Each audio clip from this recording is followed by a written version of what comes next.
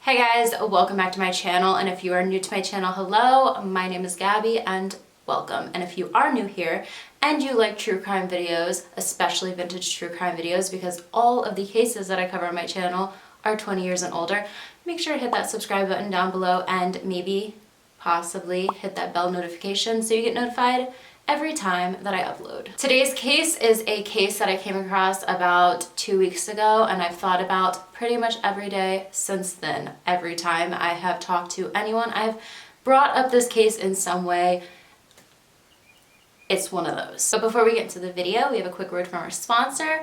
Another video of mine is being sponsored by Magellan TV. Magellan TV is a video streaming service that is dedicated to bringing its viewers the highest quality documentaries.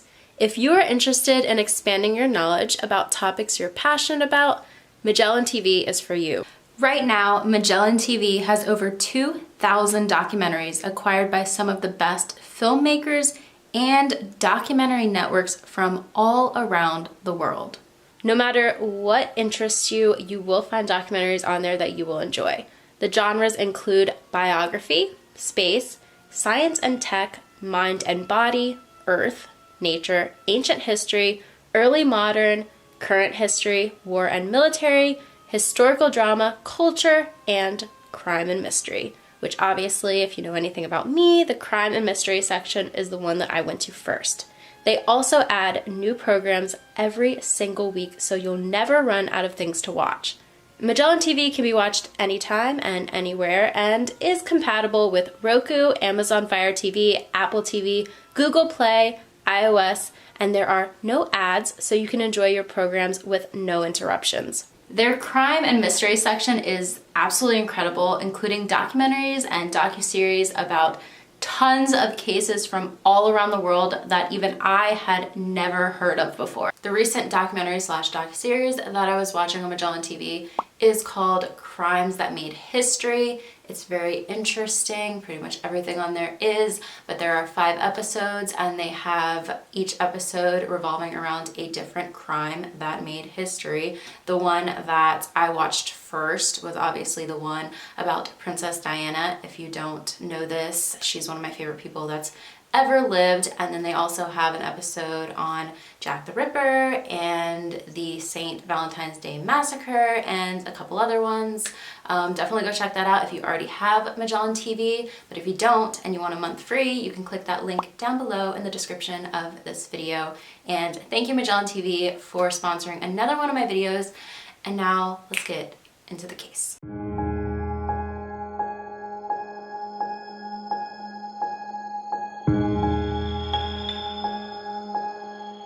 This is the very tragic case of Nick Kunselman and Stephanie Hart-Grizzell.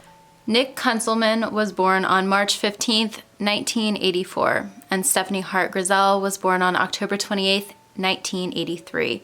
They were 2 teenagers who were absolutely head over heels in love with one another. Their family said they loved each other more than they thought 2 teenagers could. Friends described them as being 2 people who embodied the 60s mentality more than anything else. Nick and Stephanie were all about peace, love, and open-mindedness. They were free spirits drawn together through art and music. Even though they had only been dating about 2 years, they were each other's entire world. Nick and Stephanie, these 2 individuals, they were just mostly described as being kind and caring. They were the type of people who kind of blended in with everybody who went to their school. They had friends in every single, as you would say, clique. Nick was a champion junior disc golf player and loved to play guitar. Stephanie liked poetry, swimming, and she loved to learn. I could keep going on, but these 2 were inseparable, and everyone who knew them really had nothing bad to say about them. Nick and Stephanie were just all around good people. Nick and Stephanie were not just drawn together because they liked art and music and had all these common interests. Sometimes in this world, we can be drawn together through tragedy. It's very unfortunate, but it does kind of bond us. And Nick and Stephanie went through one of the biggest tragedies in our history as a country, and that is the shooting at Columbine High School. Nick and Stephanie attended Columbine High School together, and less than a year before their lives were taken, they went through a life-changing incident together that took the lives of 12 of their classmates and a teacher at the school. After this happened, a lot of people who went through it were traumatized and shut off, and you can't blame them. But Nick and Stephanie grew closer because of this. They were freshmen at the time of the incident. Both were not injured physically in any way, but it definitely took a toll on their mental state for a while. Their families claimed that both of them, despite what happened, they were doing okay and still had positive outlooks on life. Stephanie's mother in an interview said that Nick and her daughter got through this event so well, and she thought that this would be the last huge thing that would happen for their community for a long time. But Nick and Stephanie's murders would again open up a wound in this area of Colorado. These were two high school sweethearts, and coincidentally, they were murdered on Valentine's Day, February 13th going into February 14th of the year 2000. Nick had recently started a job at the local Subway in Littleton, and he had only been working there for about a month. He started in mid-January, and he was known as a great worker. The Subway was located at 6768 Coal Mine Avenue in Littleton, Colorado.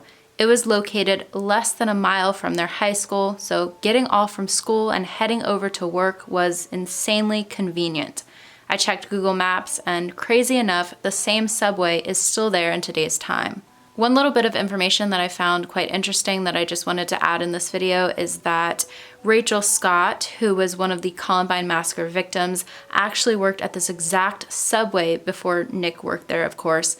And after the event had happened, Nick had drawn a photo of Rachel and gave it to her mother, and she actually has it framed in a picture frame with Rachel's Subway shirt and a bunch of Subway napkins. I thought I would include that little tidbit in this video just to kind of show you guys the type of person that Nick was. He was insanely talented and he was very giving. Like I said before, Nick was a great worker, and this was noticed pretty much the first day that he started working at this Subway. And within no time, I'm not entirely sure how long, I think it was about 2 or 3 weeks, he was trusted so much working at the Subway that at 15 years old, he was given the opportunity to close the store down at night. Not every single night, but most days out of his work schedule. Nick really loved working at this Subway. It was kind of a place to obviously make money. It wasn't hard work. His friends could come in and out, say what's up, get a sandwich, and of course one of his main visitors was his girlfriend Stephanie. Stephanie would most often drive to the Subway a little bit before Nick got off, sometimes like 30 minutes or an hour before, chill with him for a little bit and then drive him home, or they would spend the rest of the night together until school the next morning. On February 13th in the year 2000, it was just like any other day for the two. It was getting later in the day and Stephanie, as usual, decided to go to Subway to wait for Nick to close up the store. Earlier in the night though, Stephanie's mother, Kelly, told her goodnight and headed to bed. She thought that Stephanie was going to bed. Last time she saw her daughter alive, Stephanie was in pajamas, looking over algebra work, acting like she was going to sleep very soon. Kelly had absolutely no idea that Stephanie was planning on sneaking out of their house in a few hours to pick up Nick from work. She said that this was something Stephanie had never done before. She wasn't the kind of person to just sneak out of the house in the middle of the night. One classmate of theirs and someone who also worked at the same Subway with Nick, this person's name is Nathan Grill, said that he and some friends had gone into the sandwich shop and had left around 10 p.m. This person said that when they left at 10, everything seemed fine and Nick was waiting on a customer. There were no signs that anything horrible was going to happen. About 3 hours later though, at around 12:40 in the morning, another fellow classmate and coworker of Nick's happened to be driving around the area when they drove past the Subway store. As she was driving by, she noticed that the lights in the store were still on, as if the store was still open, when it should have been closed hours before. She decided to go see what was going on. She drove into the parking lot and parked her car. She saw a white male leaving the back entrance of the shop. As she walked up to the front door, she had no clue the kind of scene she was going to walk into. Here is a screenshot of the store from another angle on Google Maps, and I'm guessing this is the door right here that the unknown man left out of. I'm not sure which direction she saw him leave in, whether it being down the back of the store or using the sidewalk. After she walked in, she found Nick and Stephanie's lifeless bodies lying behind the counter on the floor. They had been shot. She phoned the police, told them what she walked in on and what she was looking at right in front of her eyes at that moment, and that they needed to get down there immediately. And she also mentioned to them the man that she saw walking out of the back of the store when she pulled up to the parking lot. She described him as being blonde, that he looked to be in his late teens or early 20s, and he was wearing a black jacket with a red jacket liner or a red shirt underneath and flared pants. He was wearing a black cap and white tennis shoes. He was said to be about 5 feet 8 inches tall and weighed about 150 to 170 pounds. 2 composite sketches of the same man were released to the public. Stephanie's mother, Kelly, was not actually notified by authorities. She woke up on Valentine's Day, just like any other day, making her coffee, making her breakfast, and she turned on the news. Turned on the local news, and she saw in the background the subway that her daughter's boyfriend worked at. And the news anchor was telling how 2 teenagers had been shot in the subway in the wee hours of the night. Kelly saw in the background Stephanie's car in the parking lot. Kelly told Denver 7 in the year 2017, "I still didn't know why her car would be there, but I had no idea that it could be her. I was very worried. Then police arrived at her house. It was just awful," Kelly told Denver 7. "I can remember somebody saying, 'Is this the mother?' And you can't imagine. You're hoping there's somebody standing behind you, or that they're not really looking at you, or that you're dreaming." She said, "I just remember lying on the ground on the cement and just hoping that that wasn't true, that I would wake up from this nightmare." Obviously, as a mother, Kelly's entire life crashed down around her. Now, when she was able to finally gather her thoughts and think more clearly, she really did believe that this case would be solved within a few days. Most people at the beginning figured that it had to have been a robbery gone wrong, that money had to have been the motive, but there was money found left in the cash register. It didn't seem like anything had been taken from the store. According to a coworker, big bills from the register are put in a lockbox almost every hour. So if somebody took anything from the register, the most that they would have gotten was maybe a $50 bill, if that. In Jefferson County, most authorities believe that the motive was not robbery based on the crime scene. They did gather fingerprints and DNA from the scene, about 150 pieces of evidence. But can you imagine how hard it is trying to narrow that all down? This was a subway, a public place with tons of employees and hundreds of customers every single day. They have never been able to find much out from just having this information on file. This was a town that was still mourning the losses of the lives lost from the massacre 10 months before. Now they had to mourn the loss of 2 more people who were loved dearly. Kelly said that she thinks they would have wanted to be buried together, so they were. They had one funeral and were buried in Mount Lindo Cemetery with a bench at their gravesite reading, "Together in peace forever." 5 months after the murders, this subway owner was fined $19,000 for violating child labor laws. Federal labor laws prohibit anyone under the age of 16 to be working later than 7 p.m. on a school night, and not on a school night such as Friday and Saturday, or when they have the next day off. They are not allowed to be working later than 9 p.m. Also, Nick, especially at his age of 15 years old, should not have been closing the store alone. Now, pretty much everyone who had heard of this case, people working on the case, friends, family members of the victims, people working at the school, just normal people in the community who had heard of what happened. I'm sure most of you guys sitting at home right now watching this video in 2020 probably thinking the same thing that I thought when I researched this case originally, and that is, say it with me, where were the security cameras? Keep in mind, this wasn't a crime that took place in the 50s or 60s or 70s or even 80s, 90s even. This happened in the year 2000. There were security cameras most everywhere by this time. At the beginning of this case, the security tape was rarely mentioned, but later on authorities said that there was no tape at all. A year after the murders, Stephanie's mother filed a wrongful death suit against the Subway. In the suit, Kelly states, the owner knew about drug use at the store, but did nothing about it, and that non-employees often entered through a back door where they bought and sold drugs. In regards to the security cameras, Kelly's lawyer stated they turned it off so they wouldn't capture the employees' drug use. Just about everybody who worked there was on drugs. Kelly stated in her pleadings that Nick most likely let the person in through the back door after closing time. The case was dismissed in September of 2001 in the store owner's favor. The main reason that her suit was dropped was because her daughter, Stephanie, didn't actually work at the Subway. So you might be thinking, well, did Nick's family file a suit because he worked at the Subway?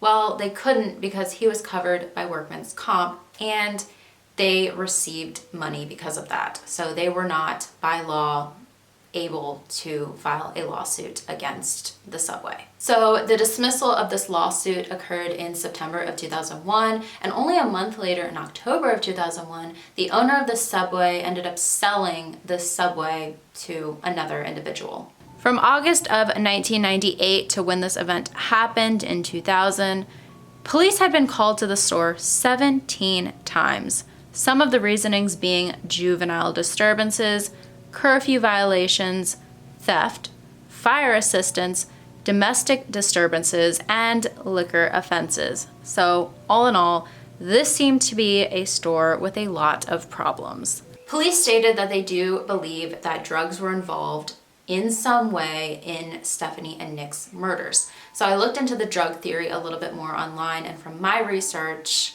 when it came to what drugs were allegedly being sold out of the back of this establishment, most people said it was mostly marijuana and some cocaine. In regards to Stephanie and Nick and their possible connections to drugs, from my research, Stephanie's mother did claim that she thought that Nick had smoked marijuana occasionally, but her and pretty much everyone else said that yes, they were teenagers. They most likely dabbled in smoking a little marijuana, especially because they had this free spirit 60s, 70s mindset. But when it came to harder drugs and the selling of drugs, everyone agrees that that is just out of the question when it comes to Stephanie and Nick. This was a 15-year-old and a 16-year-old, two sophomores in high school. I can't imagine them having this huge drug debt that would be worth their lives in anyone's minds. I think the owner of the store felt a tiny bit guilty considering there were no security cameras up and the fact that there were so many shady things going on in the back of the store that they actually offered up $10,000 to put forward for the reward to go to anyone who would come forward with any information that would help solve this case. A local drug ring, though, was discovered nearby and the U.S. Drug Enforcement Administration got involved. Wiretaps and polygraphs were used and 35 individuals were arrested on drug charges. None of these individuals, though, seem to have any connection to Nick and Stephanie's murders. Just like any case, police followed tons and tons of leads. Some of these leads stemmed from very far away. I think some of the farthest places were South Carolina and Florida. And of course, like most cases, some people through the years come forward saying that they were the ones responsible, when in reality they had nothing to do with the murders and they just waste time and wanted a little publicity, which blows my mind. It has been over 2 decades and this case still remains unsolved. It is now considered a cold case and no arrests have ever been made. Sarah Feldman Johnston of the Metro Denver Crime Stoppers says, "Someone in the community knows something. Someone knows who shot and killed these two kids, and we really need someone to come forward. Sometimes people will look back at a time and remember something that may seem insignificant, but their memory will be triggered by seeing these kids post. Seeing the location and something even minuscule can lead to a bigger tip. Stephanie's mother says, "I think people talk about closure. Certainly, I don't expect closure, but I do hope for justice. I know the case can still be solved."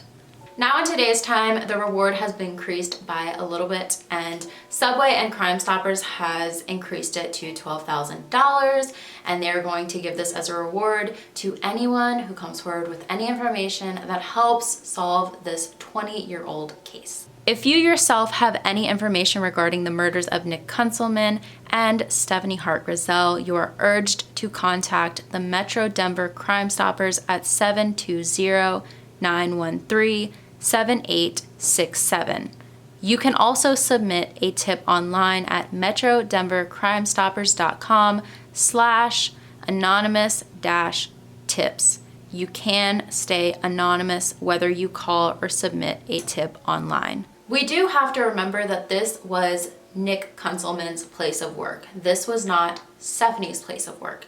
So if somebody had targeted Nick, Stephanie just so happened to be in the wrong place at the wrong time. She was not really supposed to be there. I have to say personally, I stand with Stephanie's mother, Kelly Grizzell, because she had every right to sue the Subway. There should have been a security camera running at the time of the murders.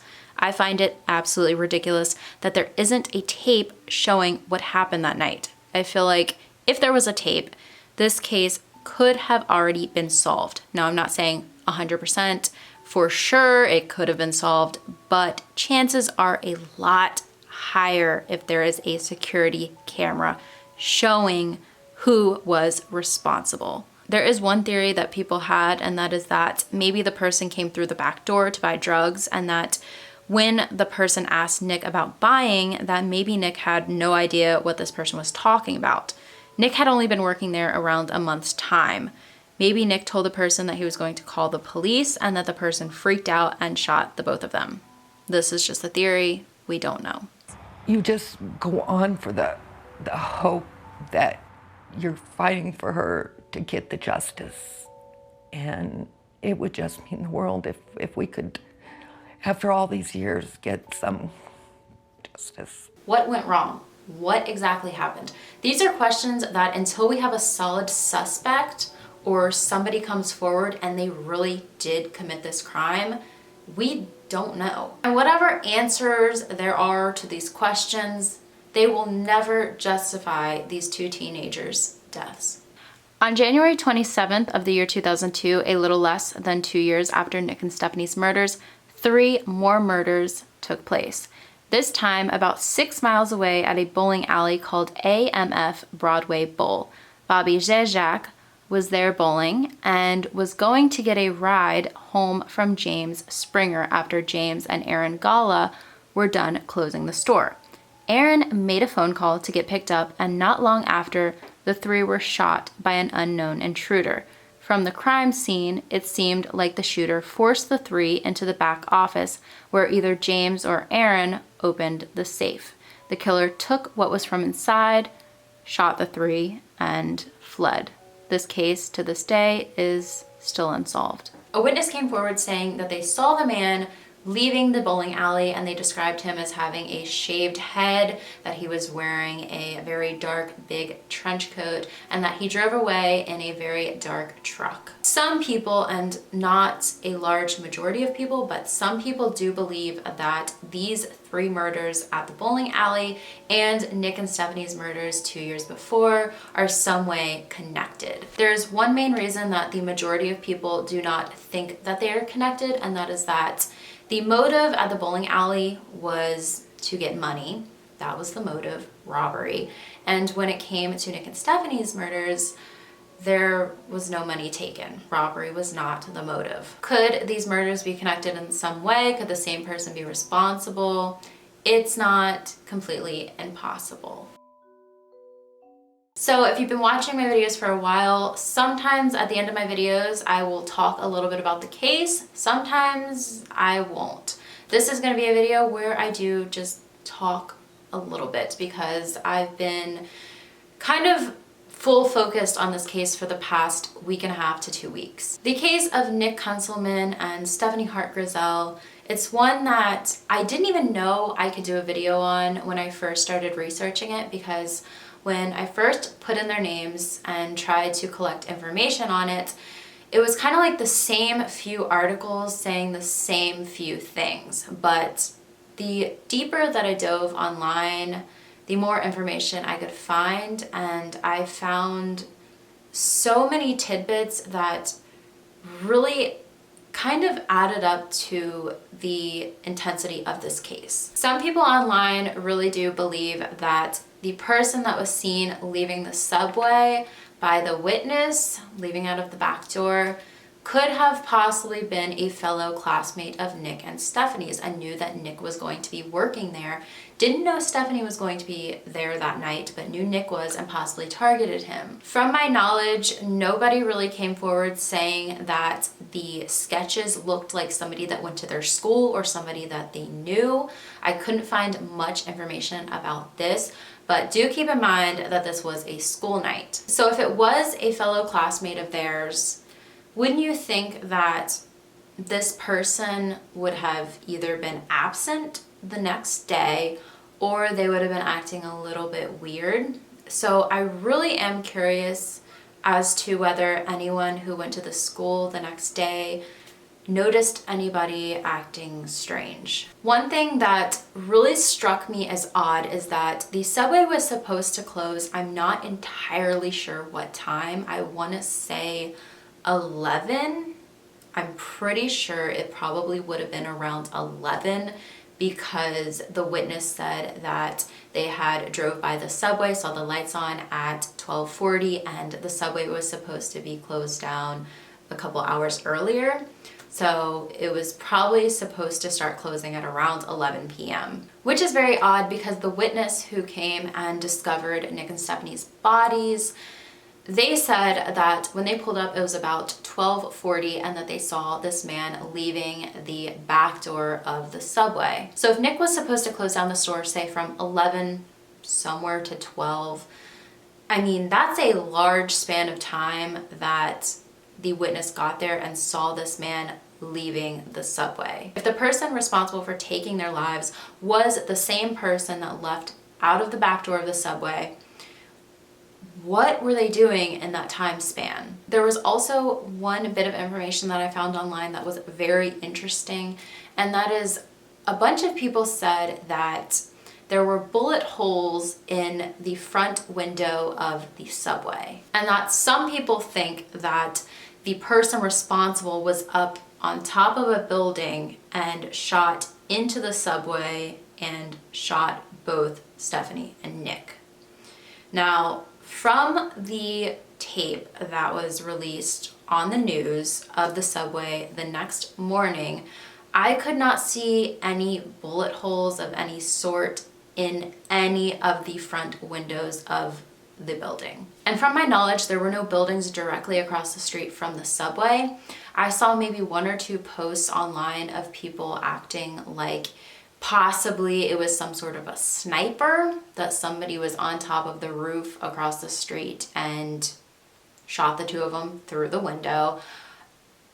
I mean, it's two teenagers at a subway. I don't see how it would have gotten this serious. Of course, there were also people that came forward thinking that possibly their murders had some sort of connection to what happened a year prior at their school, but there's really no evidence to point to that. When it comes to this case, there are a lot of rumors and speculation online, of course, like with most cases, but I feel like with this one, it's mostly due to the fact that this happened only a year after the shooting at their school, and people did not really have time to mourn properly before this other incident happened.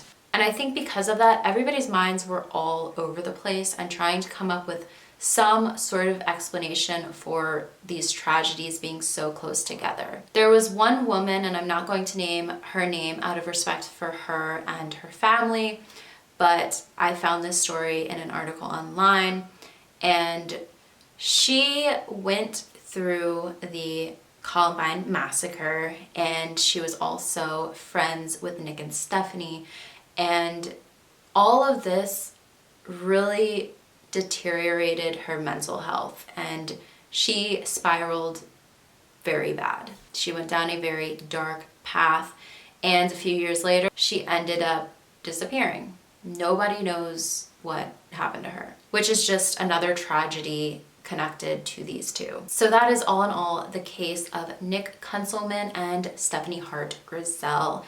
And this is a case that I really truly, from the bottom of my little heart, believe can eventually be solved. I 100% stand by Stephanie's mother, Kelly, when she says that somebody in this community knows something. I think it just takes the right person, the right information, the right evidence, all coming together for this case to be solved, and I really think it's possible. So thank you guys for taking a little bit of time out of your day to watch this video and learn about Nick and Stephanie's case. And of course, like always, let me know down below your thoughts. If you want to learn more about Nick and Stephanie's case yourself, I will have all of my sources linked down below in the description of this video, and also down below in the description of this video will be my link to Magellan TV if you guys want to check that out. I do want to let you guys know that obviously I am still going to be doing sponsorships on my channel because most of my videos are demonetized. YouTube doesn't really pay me anything, but all of the sponsorships during this time and everything going on in the world are either going to be free, like apps, or they're going to be free for a period of time, and then you guys can decide if you like it enough to actually pay for it. I think that's only fair because me, personally, I'm not really buying stuff that I don't need, so I don't expect you guys to either. Always just trying to be honest and transparent. Anyways, with all that being said, I hope you guys have a really good rest of your day wherever in the world you are, and I will see you guys in the next one.